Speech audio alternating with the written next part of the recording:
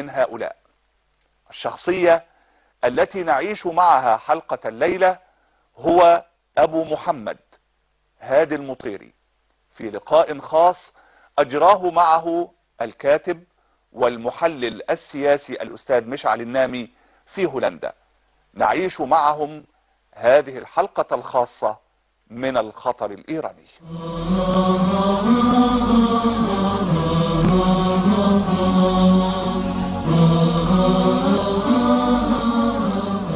نرحب فيك في البداية، ونتمنى نبدأ من البداية، منذ أن ناضلتم لتحرير الشعب من طغيان رضا بهلوي، الشاه محمد رضا بهلوي، لصالح الخميني. حدثنا كيف كانت هذه الثورة، وكيف نصر الأحوازيين الثورة هذه، وكانت أهم الثوار في ما يسمى حاليا بإيران هي ثورة الأحوازيين الذين شلوا النفط. حدثنا عن هذا الموضوع.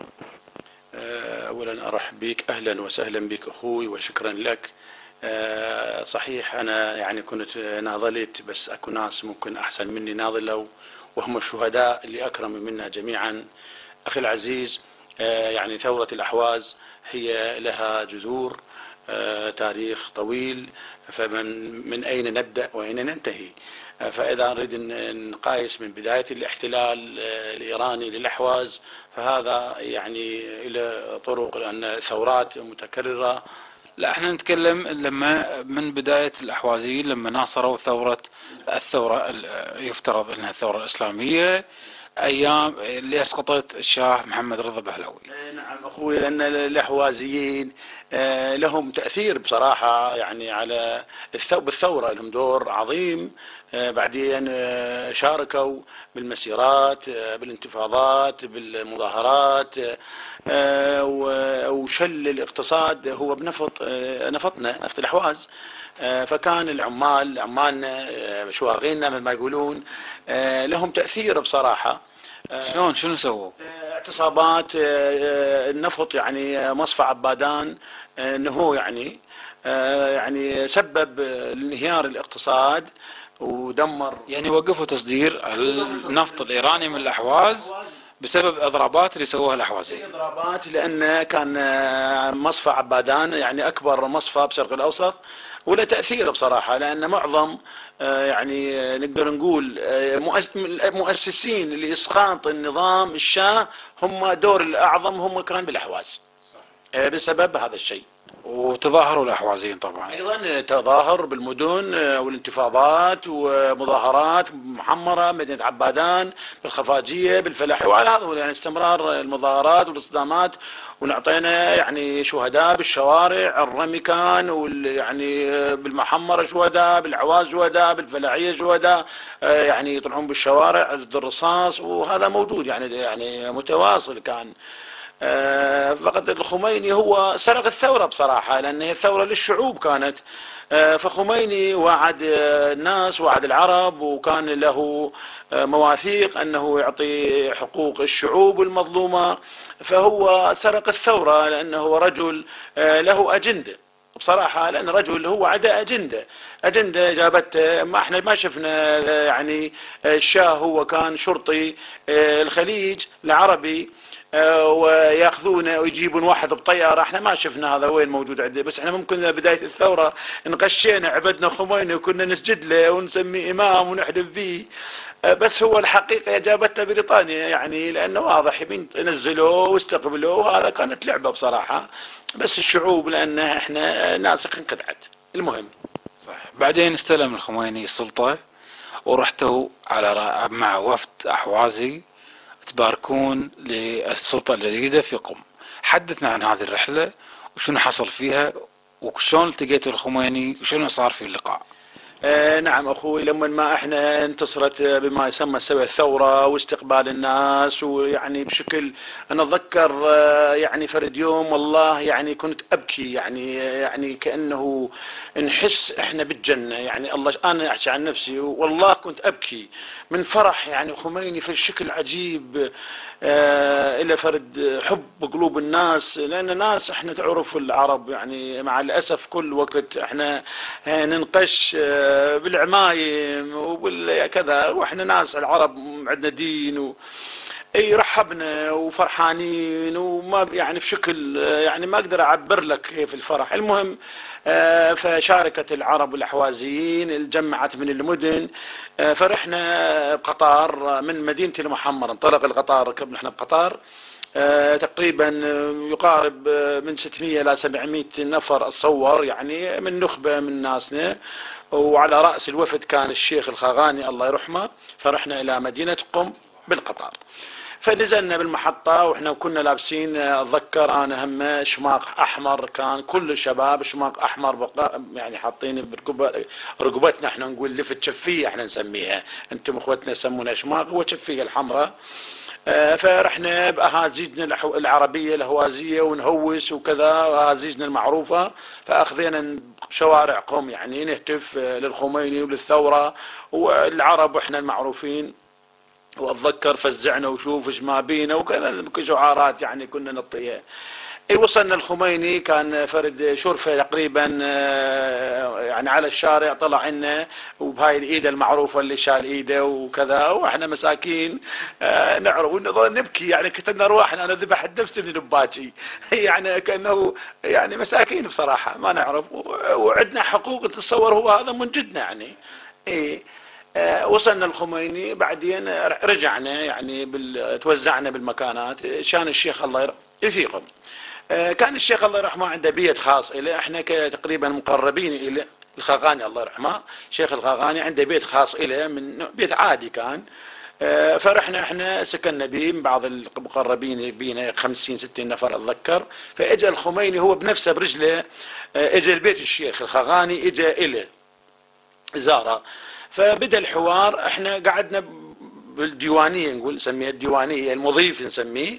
فقعد هو يعني احنا مقابله كنا قاعدين، احنا كنا هو الشيخ مجابلنا، احنا نسميه كلامنا الاحوازيين بالعامية، جابلنا الشيخ والخاغاني والخميني، فظل يتكلم معاه بهذا الكلام اللي يحكي بالعربي عن الظلم اللي عانينا العرب من السواك والاضطهاد يعني كل يعني الشيء اللي عانيناه من الأنظمة، يعني رضا خان والبهلة والأبو من حرمان وظلم. يعني كان العرب يقول لهم قدمتوا مطالب ذاك اليوم، شنو كانت مطالبكم؟ كانت مطالب معروفة طلباتنا، أنه المدن العربية كانت يعني اللي غيرها الشاه بعد الاحتلال كمدينة المحمرة وعبادان والخفاجية والبسيتين والحويزة والفلاحية والعميدية وإلى كذا. فقال لازم المدن ترجع كما هي بالسابق، والتأسيس مجلس خاص للأحواز، يعني ممثل الأحواز كمجلس مدني، أو يعني شو نقول إذا مجلس الأمة أو مجالس يصير بالأحواز، مندوبين من الأحواز يصير خارج يعني، ومبالغ من النفط إلى تعمير والاقتصاد الأحواز، جامعة عربية، محاكم عربية، جرائد عربية وهكذا. وكان الطلب المهم هو أن لازم تكون اللغة، تدريس اللغة العربية بالأحواز تكون العربية. والخميني يعني كثير انفعال واضح منه، قال له يا شيخ ما يصير، لأن اللغة الفارسية يعني تكون بخطر إذا تكون لغتكم بالعربية. فالشيخ تفاجأ قال له والله الخميني يقول إيش؟ قال له اللغة العربية ما تصير، لأن الفارسية تصير بخطر. يعني كانت انها العربيه خطر على يعني على الفارسيه، لان القران خطر على الفارسيه، والحقيقه هو يعني كان حق يرد بها باطل، هو صحيح كان يرد عليكم باي لغه؟ باللغه الفارسيه، لان ما يحكي عربي وهو دارس بالعراق ويدعي هو ابن بنت رسول الله ومعمم ونايب صاحب الزمان، ولا نعرف ذاك ويجي كلهم عرب، فكيف انت يا اخي؟ واحنا نعرف هو الرجل هندي اصلا، ولا يكون الهند مع احتراماتنا لاخوتنا الهند ونحطهم على راسنا، خلي يدعي هندي يكون يعني شرف بي، بس لا يعرف اصله ويدعي بينا.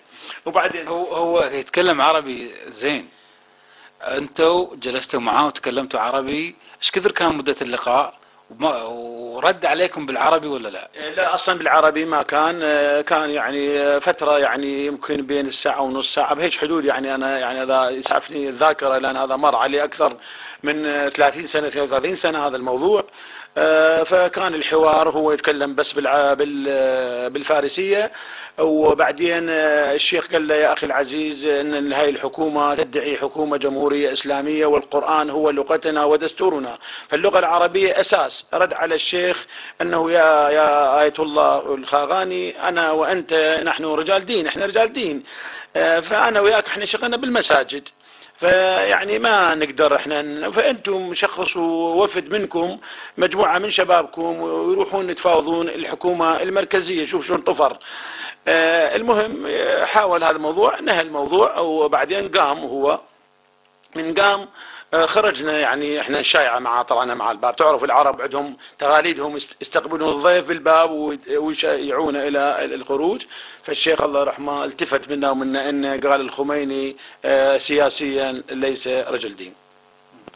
وبعدين بعد هذا اللقاء هنا طلع وفد مثل ما وصاكم الخميني وراح الى الحكومه المركزيه وتفاوض معهم، شنو حصل؟ نعم، وفد من شبابنا من خيرة شباب الأحواز راحوا تقريبا، معروف الوفد الثلاثيني، راح فاوض حكومة المركزية آنذاك كان على رأسها مهدي بازرقان وحكومته، كلهم معروفين من الحركة العنصرية الإيرانية، نزهة آزادي، هم معروفين. كان قطب زادة وكان أمير انتظام وفروهار وسنجابي، معروفين كلهم ناس من البرز العنصريين. فتفاوضوا مع اخوتنا بعض الاخوه يعني، فرجعوا اخوتنا من مفاوضه بدن صفراء قالوا لهم يا اخي لان احنا بعدنا ثوره غير مستقره وما في دستور ولا كذا، احنا بعدين ان شاء الله ندرس قضيتكم وبعدين نعطي حقوقكم، لان يستغون علينا خلي يذبحونا. يعني هم كانوا تعرفوا يعني هم شياطين معروفين هم.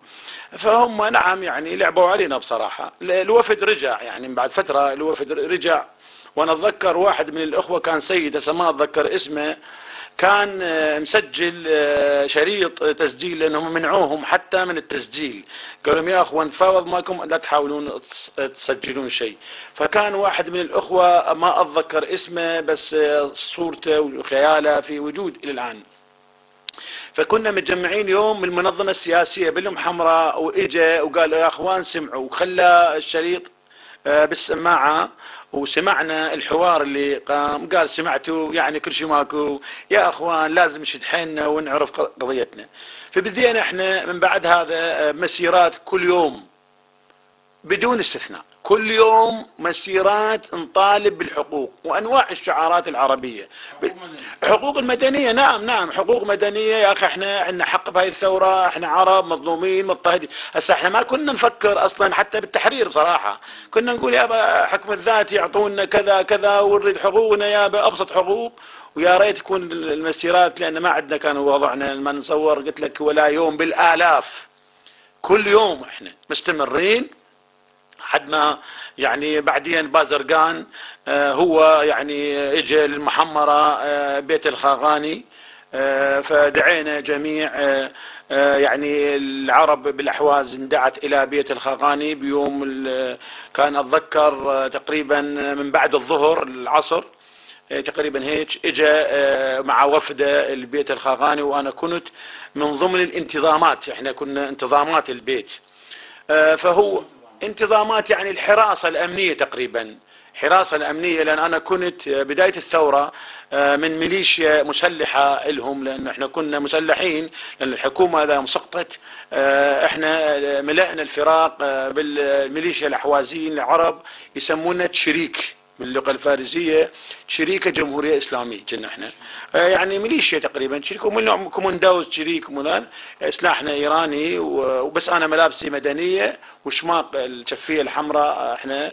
فأنا مع بعض الأخوة 9 كانوا معاي، كنا مسؤولين على مخفر على شط العرب باسم مخفر الطويجات، أنا كنت مسؤول مخفر الطويجات من بيت الخاغاني ومن المنظمة السياسية اللي هي مسؤولة عن الأمن. المهم لان هو البحث طويل بصراحه، ويعني انا ما فاجى البازرقان فيعني ذاك اليوم تنافق معانا لان جمع العرب في مدينه المحمره، وكان الحشود بصراحة مئات الآلاف من أبناء الأحواز بالمحمرة، وبعدين خطب قال لهم أشوفنكم بملعب عبادان. تصور، فأنت تصور هذا المئات الألوف اللي حضرت إلى مدينة المحمرة كيف تنقاد نفسها إلى عبادان.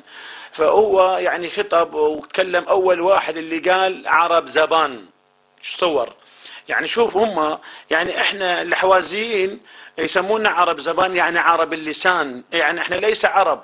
والله العظيم ما دي هم جاهلين تاريخ انا ما اصور جاهلين، هم عنصريين يا اخي. الاحوازيين معروفين، القبائل العربية الاصيلة من كعب وآل كثير وطائيين وبني طرف وآل ربيعة وباوية ومطير وعيدان وفيصلية ودوسر وشمر وخسرج وكنانة، ويعني القبائل هاي كيف تكون عرب اللسان يا عالم؟ 10 مليون عربي انتم محتلين اراضيها، واحنا من اصول عربية. انا مطيري، يعني انا هل فارسي؟ انا ما افضل نفسي انه كمطيري، انا كانسان بس عربي ارضي.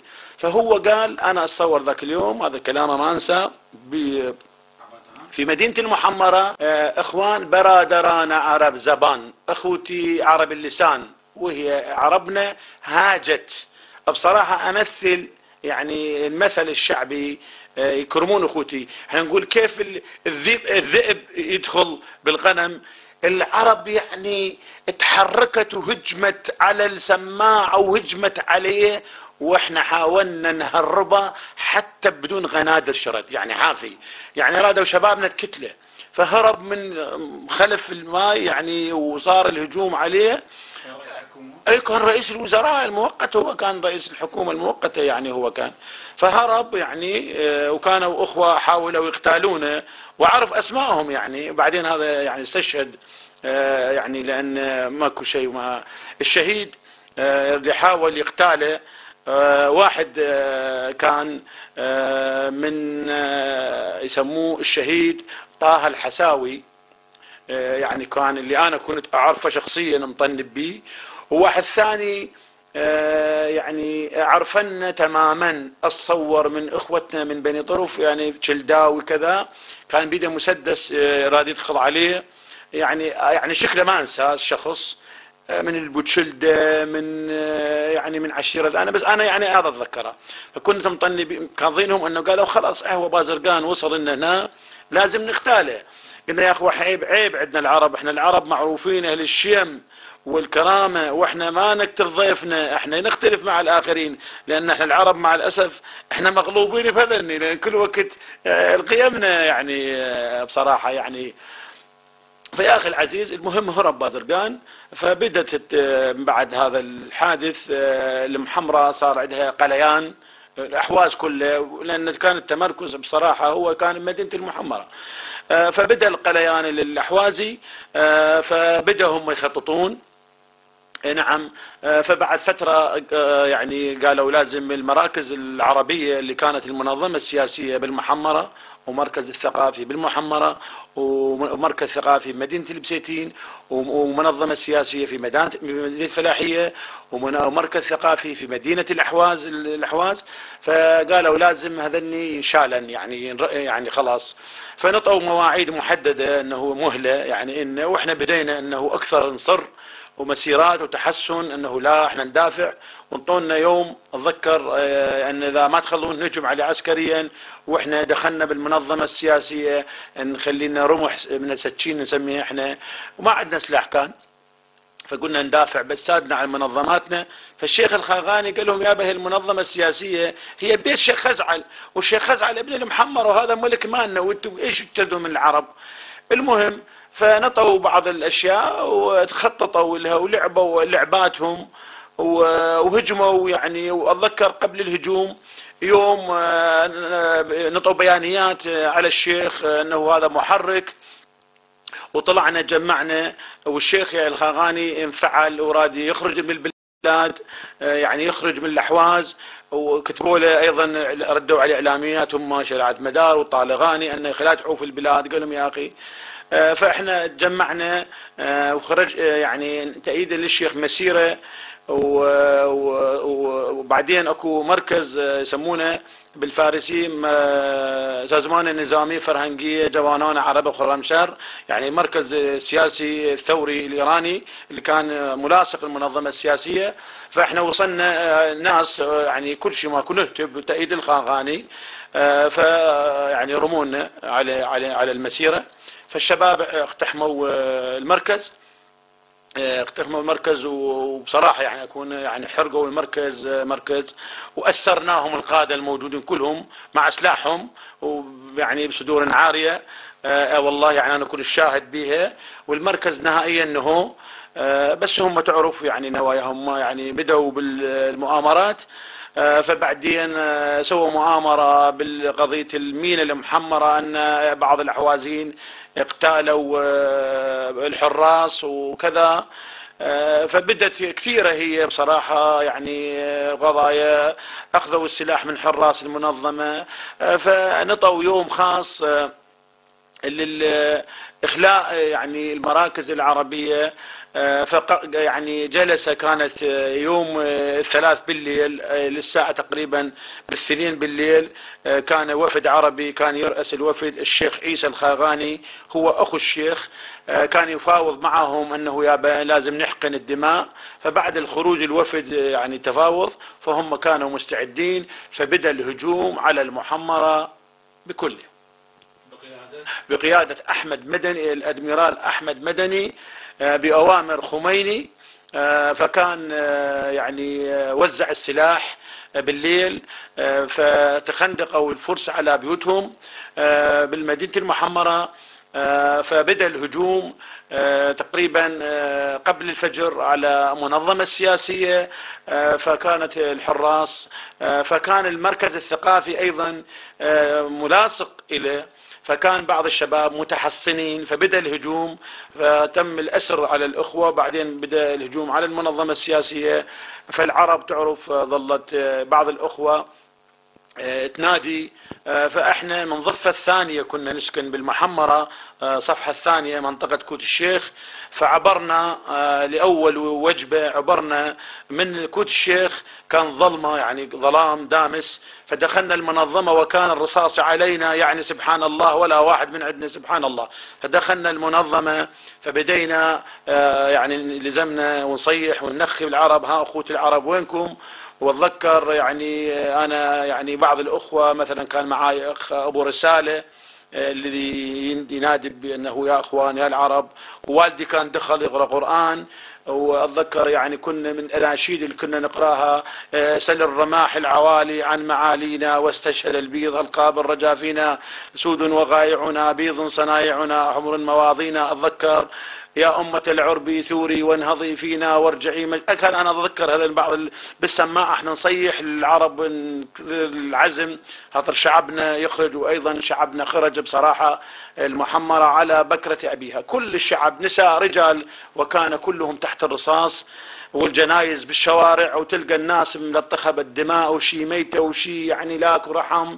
والجرحى بقت كان يوم بالفارسية 9 خرداد يعني آخر الربيع بالأحواز الصيف، وكانت تنزف الأحوازيين لا أحد يعالجهم، وإحنا ناخذ من البيوت يعني بعض الرقع ونضمد بالشوارع يعني جنايز، والأطفال وحتى النساء والمسنين. وأعرف ناس أنا أتذكر في منطقة يسموها شارع بالمحمرة يسمونها سيد معتوق، احنا كنا هجمنا على المضخة، دمرنا المضخة والمخابرات مع بعض الأخوة اللي وياي. واجيت لقيت شاب اسمه إلى الآن ما أنساه، مسكين ما كان عنده ما يحمل أسلحة إلا سلاح الإيمان اللي كان عنده دافع، فالرمى وأنا شلته ومات بحضني. اسمه جبار ثامري، ما أنسى ولا ما دام أنا حي بالدنيا ما أنسى هذا، لأن أول مرة أنا بعمري أشوف إنسان يموت بحضني. فكانت جرائمهم حقيقة يعني ما تقدر تتصورها. يعني يمكن أقول لك مثل ما فعل إسرائيل ابتل الزعتر، ويعني مخيمات الفلسطينية لإصلاحهم كان بنفس السلاح عوزي الإسرائيلي، الرشاشات RPG، مثلا البحرية اللي ملاصقة معانا لأن احنا بالمحمرة، رشاشات الذي يعني الزوارق اللي يصدون بها هجوم عدوان على يعني يرمون على البيوت عشوائيا، ما حد يرد عليهم النار. فيعني خلال ذاك اليوم يمكن أقول لك أكثر من 400 شهيد سقط وآلاف الجرحى. حقيقة يعني أنا أتكلم معاك بس ترجعني هذا الجرح بصراحة يؤلمني، لأن المشهد ما أقدر أنساه. يعني الشوارع مملية من الشهداء والجرحى، طفل، مرأة عربية تنادي أي عربي يشوفونه لابس الزي العربي يطخون يرمونه، يعني ما حد يعالج، ما حد يشيل. فالناس ظلت بعض النساء أتذكر تشيل الشيلة، احنا عندنا الشيلة العربية، تشوف الجريح المرأة تنزل شيلتها تكشف راسها اللي تضمد الجريح، والنسوان يهوسن، الماء ينهض يلبس شيلة، يعني حتى الماء ينهض بهاي الحركة، هاي الشيلة العربية مالت النساء يلبسها.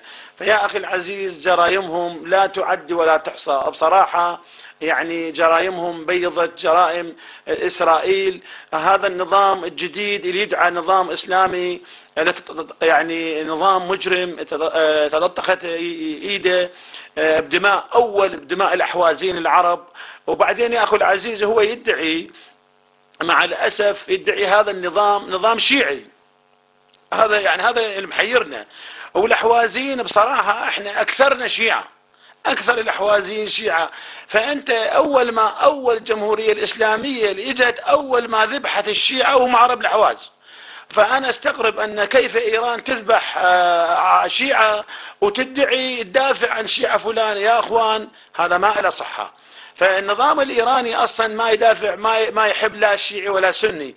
إيران دولة صفوية عنصرية طائفية، فما يهمها إلا القومية الفارسية. فيحاول يستفاد من الشعارات اللي من إخوتنا الشيعة اللي ما يعرفون. يا أخوان الشيعة أنتم تابعوا الأحوازيين وشوفوا جرائم إيران بشيعة الأحواز وبعدين تعرفون القضية. هذا اليوم يسمى يوم الأربعاء الأسود. كم يوم استمرت الأحداث هذه؟ كم يوم؟ تقريبا 3 أيام تقريبا. هذا يعني اليوم يوم 29، يوم 29 و30 يعني بالميلادي، ويوم كان 79 1979 29 و30 و31، يعني يوم الأربعاء والخميس تقريبا والجمعة. طيب أول مرة سجن أبو محمد متى بدأ أول شيء النضال المسلح بعد هذه الأحداث؟ وعطنا عينة من العمليات اللي قمتوا فيها، وبعدين نتكلم عن أول مرة سجنت فيها. نعم أخي، قبل لا أدخل هذا الموضوع قد يكون سبب لعملنا دخولنا العسكري. فيوم الخميس اجت يعني جماهير من عبادان قاضبة، لأن اعلنا حداد للبالأحواز قضية يعني يوم مذبحة يوم الأربعاء الأسود. فاجت يعني أهل عبادان العرب حفاة مكشفين رؤوسهم يعلطمون رافعين أعلام سوداء، فالتحقوا بالمحمرة بيوم الخميس. فبذاك اليوم قريب البيت الخاقاني، الشيخ الخاقاني يعني رموهم و9 شهداء. ودخلنا بالمسجد الشيخ وتحصلنا بالمسجد من يوم الخميس يعني إلى الجمعة الثانية تقريبا 9 أيام تحصلنا تحصن مفتوح بالمسجد للطلبات، هي التحقيق عن هذه الجرائم. وتدخلت ناس ووجدت بعض الصحفيين من مونتي كارلو كذا وكان.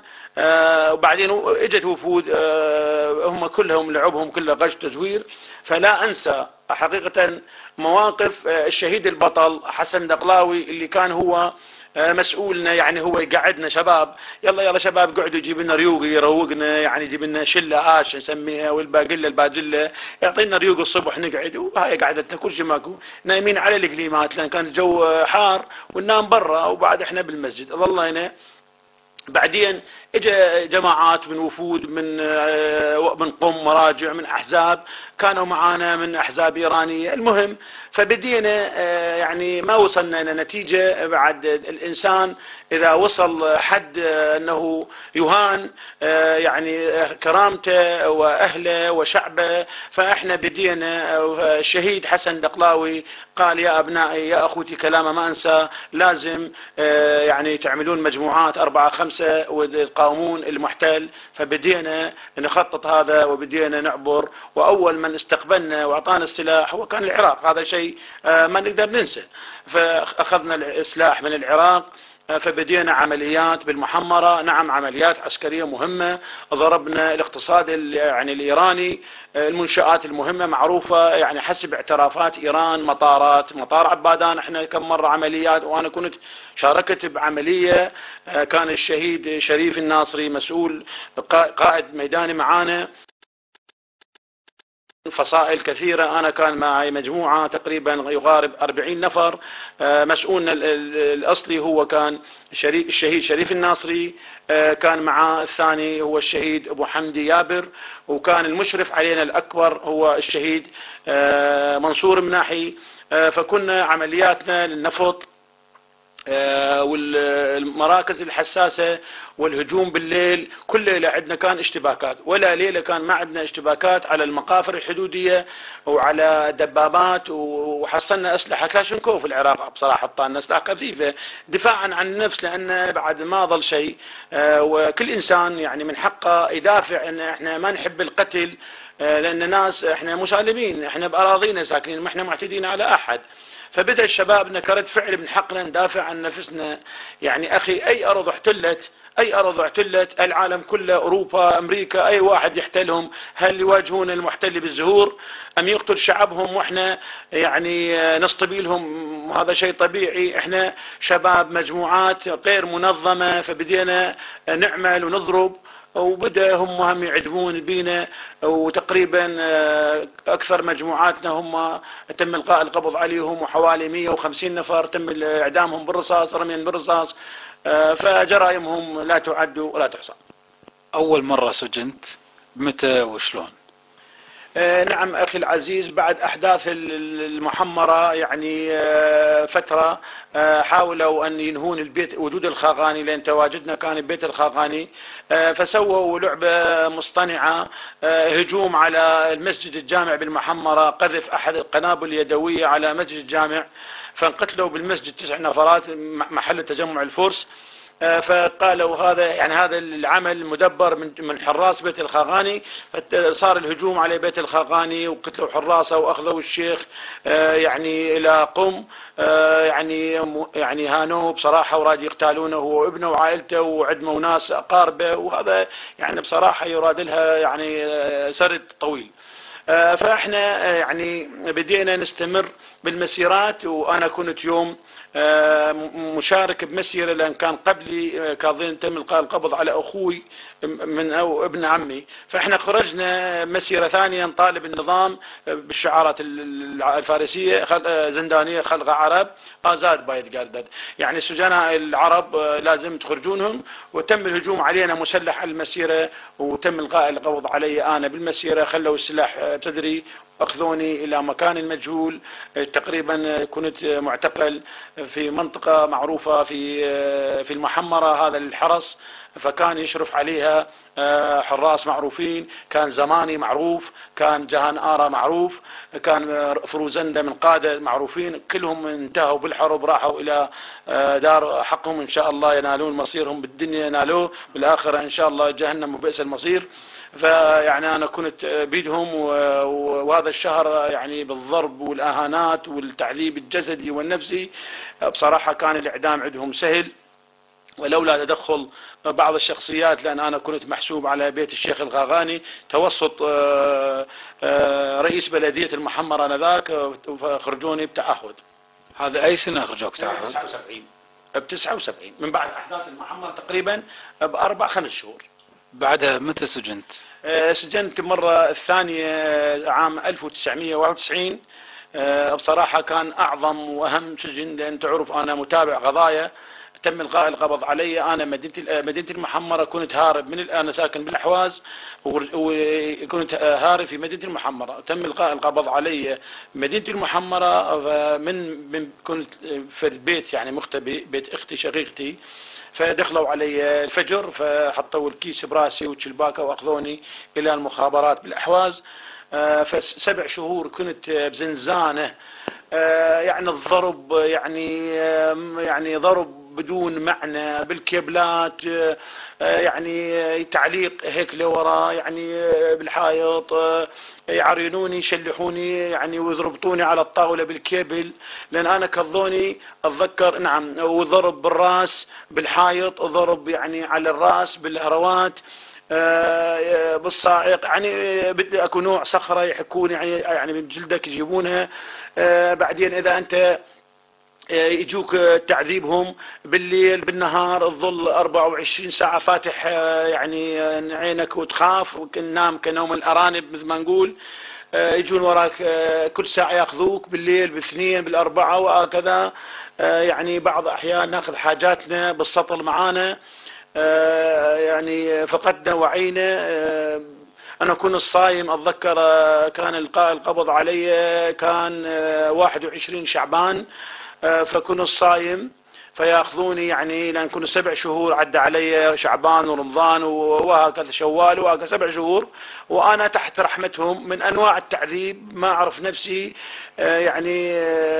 بس سبحان الله كان يضربوني.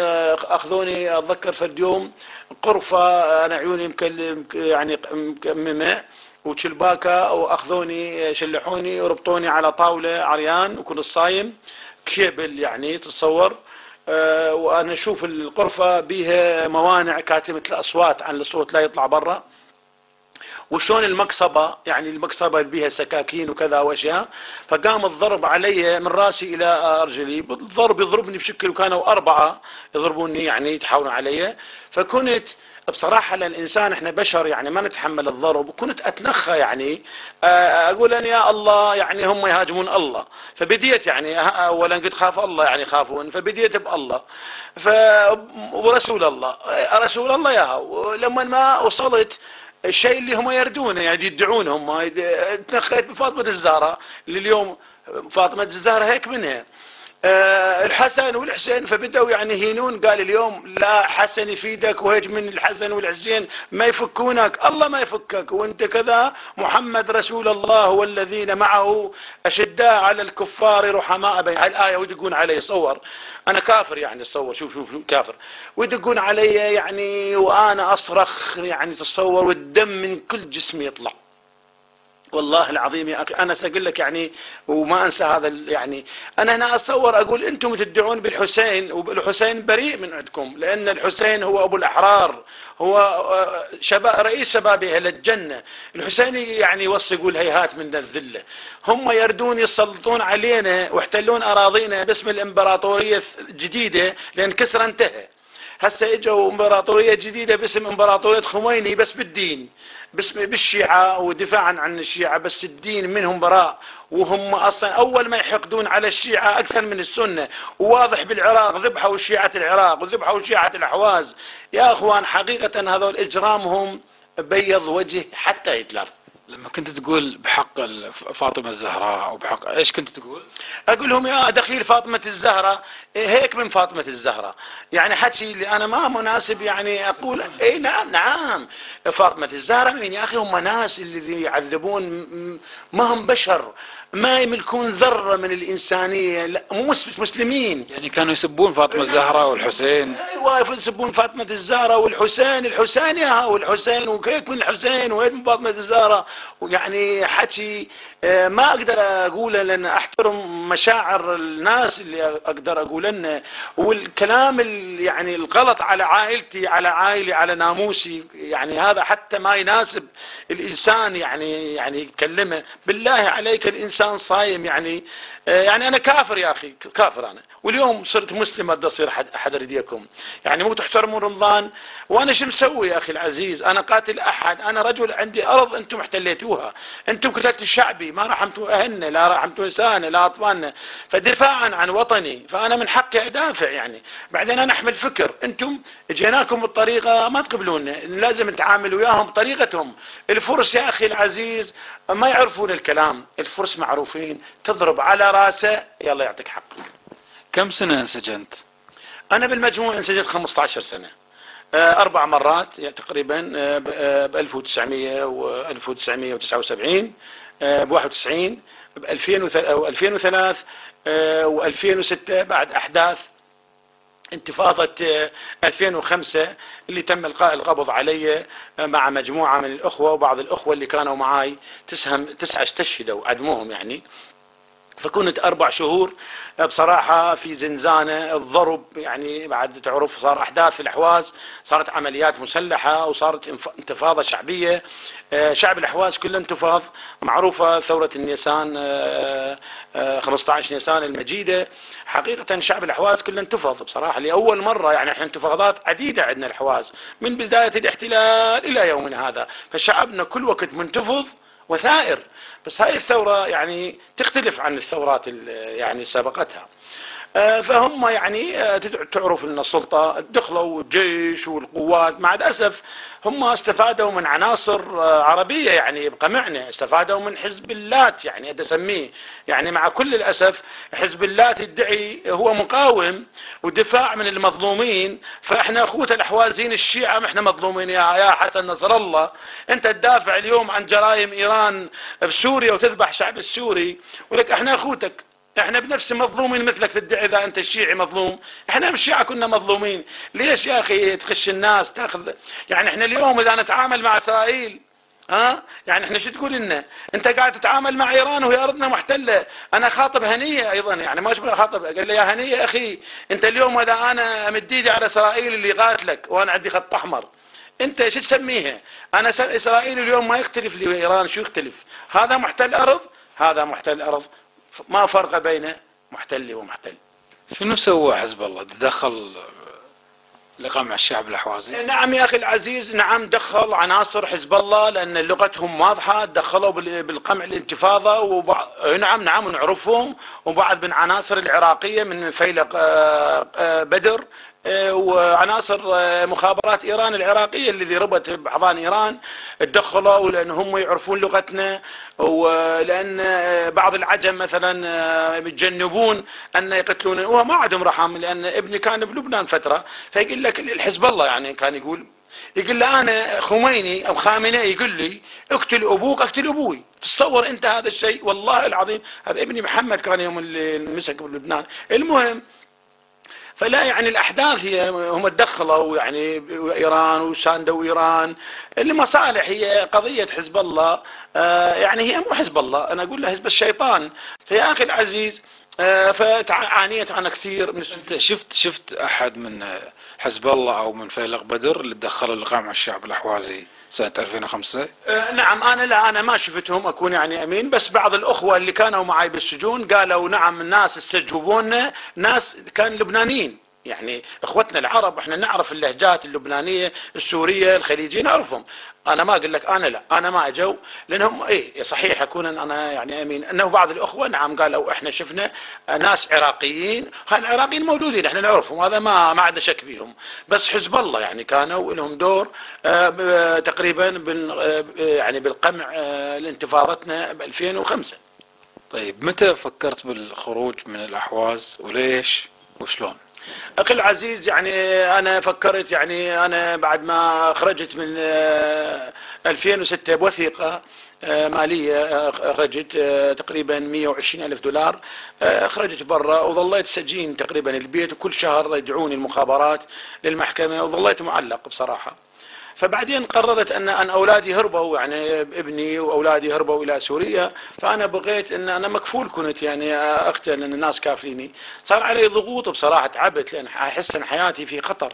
فعائلتي مشت الى لبنان وانا هربت يعني على العراق يعني بطريقه، لان عندي اقارب، وعلى سوريا دخلت ودخلوني 11 يوم بالطريق من الاحواز. انتم تعرفوا احنا مناطقنا مناطق الاحواز هي متلاصقه بسط العرب على البصره، واحنا اهلنا كلها موجوده عرب، احنا من قبائل معروفه، وانا اقاربي في البصره، انا عندي كثير عامه من المطور الى المطير، احنا يعني معروفين بالاحواز باسم عشيره المطور. فالمطور هي مطير وهي بالاحواز متواجده في الخليج بالجزيره العربيه بالعراق بالاحواز منتشره. فانا ساندوني عمامي فخرجت على يعني ساندوني باموالهم لان ما املك شيء، فوصلوني الى سوريا. بقيت بسوريا تقريبا 24 ساعه. بعدين بعض الاخوه يعني بصراحه بصوره التهريب هربوني على لبنان. 11 يوم كنت بالطريق. وصلت الى لبنان 30 يمكن 10 2009 الى لبنان. هذا صفحه. بديت في لبنان لان تعرف انا ناشط ومتابع، فبدا لان حزب الله، ايش اقول لك حزب الله، لان احنا وصلنا في حزب الله. فالوثيقه الامم المتحده اللي اعطونا وثيقه انه انتم مقبولين يعني لاجئين، فما كتبوا احنا منين خوفا من حزب الله. احنا كنا يقولون نقول لهم احنا، بعض الناس تسالنا نقول لهم احنا عراقيين، يعني ايش تصور يعني احنا ننكر هويتنا مع احتراماتنا لاخوتنا العراقيين. نقول لهم احنا ليش نخاف حزب الله يصفونا. انا اتصور الحسيني انه زرته في بيته الله يفك اسره ان شاء الله، قال لي يا اخي لو ما ناس يعني حزب الله يحطونك بالدب السياره ويدونك لايران، لان هم يعني ادوات ايران اليوم. فيا اخي العزيز صفحه الثانيه في لبنان، حاولوا خطف عائلتي في لبنان ومعروفه كلها تدري والامم المتحده يعرون. الان عائلتي بالليل خرجت مكان قريب فطبقت عليهم السياره الايرانيه من السفاره من القنصليه، فحاولوا يخطفون زوجتي وبناتي 2 وزوجة ابني. فلولا يعني اللبنانيين بصراحه وقفوا معنا وقفه وهجموا عليهم وهربوا. مره ثانيه الله سبحانه، نعم صحيح، اول الله ثم اللبنانيين، يعني هي حقيقه. والثانيه تم دهش ابني بالسياره من نوع اغتيال. ابني بالسياره مرت عليهم سياره سوداء اللون وصار الصواب بزوجته، فوقعت زوجة ابني. بعدين اجت الامبولانس اخذوها نيموها بالمستشفى في لبنان المستشفى الحريري. فبقت بعدين اجوا قالوا يابا احنا شنو موضوعكم؟ قال لهم يابا ما عندنا ما نشتكي على، احنا نخاف لان تعرف بعض الامن اللبناني مع احتراماتنا الاخوه اللبنانيين. ولا انسى ان احرار لبنان وقفت معانا من الشيعه والسنة والمسيح، يعني أكون المنصف بس شيء موجود. وقفوا معنا وقفة رجل واحد. ما أنسى وقفة الأخ الحسيني، ما أنسى وقفة الأخ من تيار الشيعي الحر الشيخ محمد حاج حسن، وما أنسى وقفة الأخوان من حزب المستقبل جماعة الحريري. فكلهم لهم مواقف. بعدين بطريقة الأمم المتحدة خرجتنا من لبنان على الأردن، من الأردن إلى هولندا.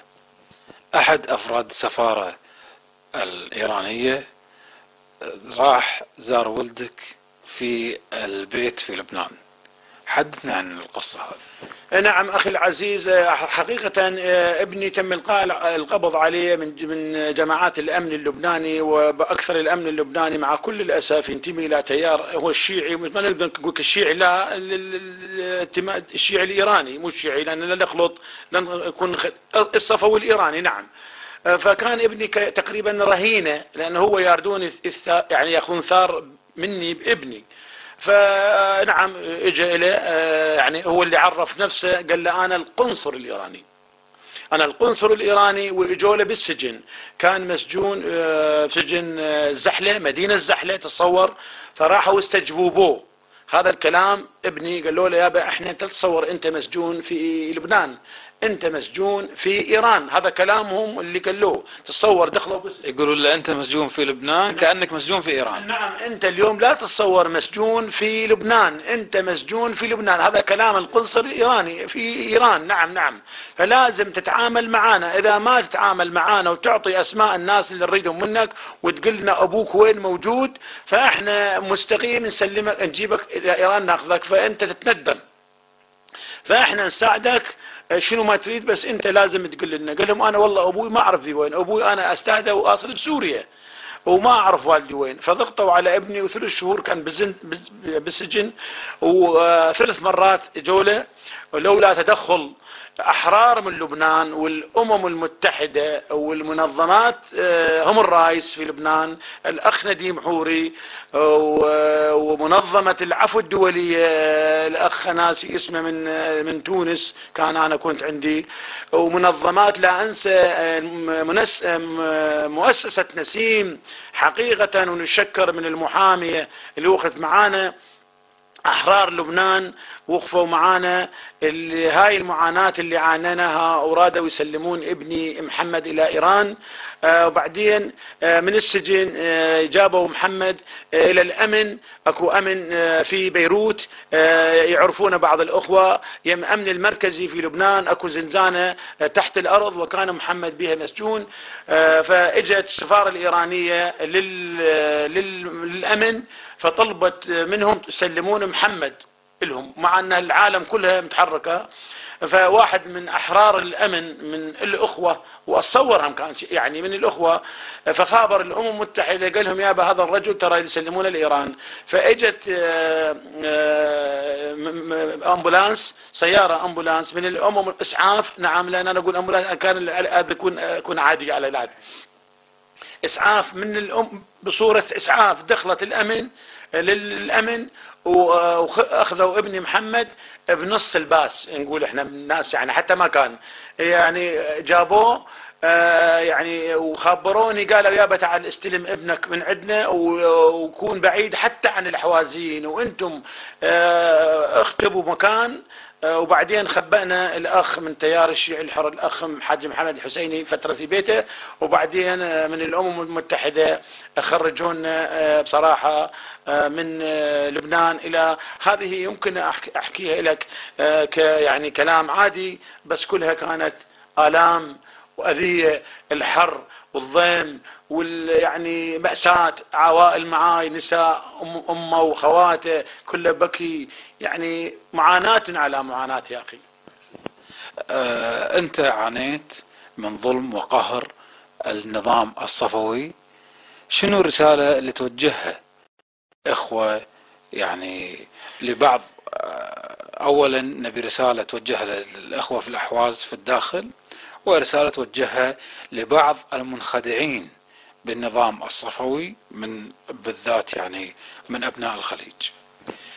نعم أخي العزيز، بصراحة أقول لك أولا أنا أقل واحد أقدر أوصي شعبي اليوم وصل مرحلة الذي أنا لازم يوصوني، لأن الثوار بالأحواز على أرض الرباط اليوم أنا أتصور مو أنا أقودهم، هم يقودوني اليوم، هم قدوة على الأرض والنضال. فأنا أوصيهم بس بالوحدة الوطنية، أوصيهم بالنضال، بمساعدة بعض، الوقوف ضد المحتل. أخواني لا تملون، لا للملل لا لليأس. الإنسان المحتل أرضه لازم يطاول، إحنا عندنا دولة محتلة غاشمة بصراحة، لازم نتساعد، لازم نتكاتف، نصرنا في وحدتنا. أنتم بالداخل أخوتنا لازم أوصيكم بالتوثيق.